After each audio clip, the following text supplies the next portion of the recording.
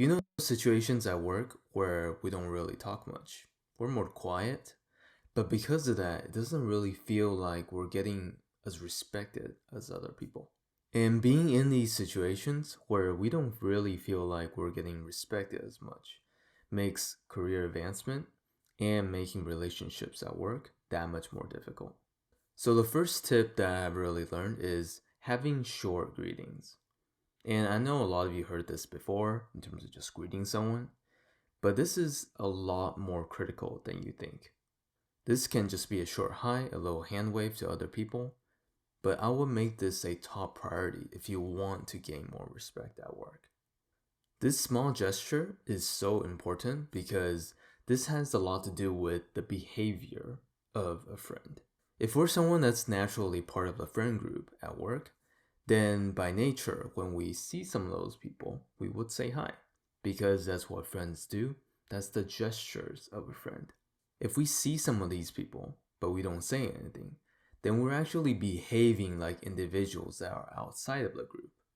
And between us and them, we're just strangers. So just by this small gesture, you're pretty much signaling to other people that do you feel like you're part of the group, depending on how you greet them. And then they will respond accordingly. But at the same time, I also know that it's a huge ask and a huge barrier to just go up to someone that you don't really know and say hi. Because what if they don't really like me? Or what if they don't really understand where I'm coming from? Or I said something weird?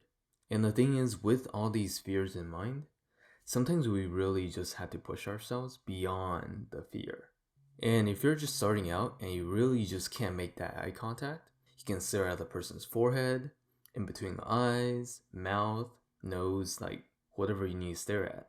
As long as you're staring at the general vicinity towards that person's face, and a quick wave, a quick hi, that's it.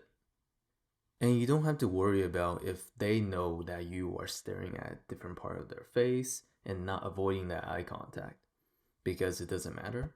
The matter is that you are pushing yourself to make that greeting so that you're not distancing yourself from them as part of the group.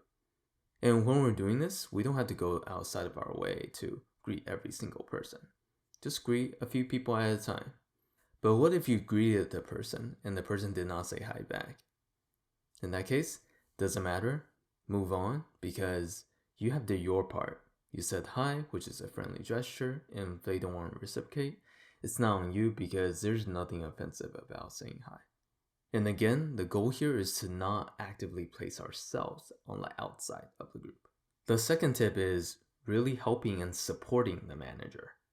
And I know that sometimes managers can be super intimidating just by the mere presence of trying to talk to them. It feels like it's much worse than anyone else because they have the potential to fire you. But I would say this, most managers want an effective team, a team that performs.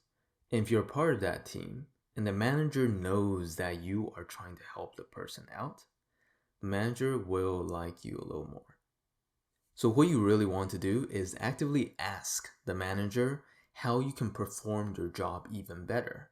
You're showing the manager that you're serious about work. You're not here to play around, and you want to be your best. And then when your manager gives you advice or criticisms on how you can perform better, take notes, write everything down, and take those advice and really apply them. Now here comes the critical part. If the manager gave you advice and you did not do anything, the manager might think that their advice doesn't mean anything to you, which is kind of bad. But on the other hand, if you took it and you applied it, now the manager knows that you're taking it seriously, and the manager also played a part in terms of your growth, which makes the manager a little more happy. If you're going to talk to your manager, you can be something like this. Hello, so-and-so, do you have a minute? I want to know how I can do my job better. Do you have any advice that you could give me? Then get out a notepad and just start writing away. But I know one of the things that's really hard to do is take criticisms, because sometimes it feels like it's a personal attack or rejection on us as individuals. But one of the things I want you to kind of see this as you already score really well on your test, and now everything that you do here is bonus. Because rarely does anyone actually go and ask how they can do their job better. So yes, we want to be helpful, but sometimes I feel like we might be a little too willing to help others because we do not want to offend them.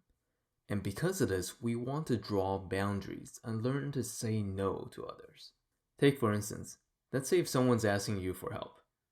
Instead of dropping everything immediately and then go helping the person, you could say, "Can you give me 5 minutes? Then I'll help you." Or you can say, "I can help you with this part, but can you handle the rest of it yourself? Because I also have my tasks to finish." The funny thing here is you can see that by the examples I'm using here, I'm not actually explicitly saying no, but I am implying that my time is just as valuable as yours, and we want to respect each other's time. And then when you respect your time, that's when other people will start also respecting your time. Will someone be offended by this? Of course, people get offended by all sorts of things. But your time is not less valuable because someone else is offended by what you did. So, it's okay.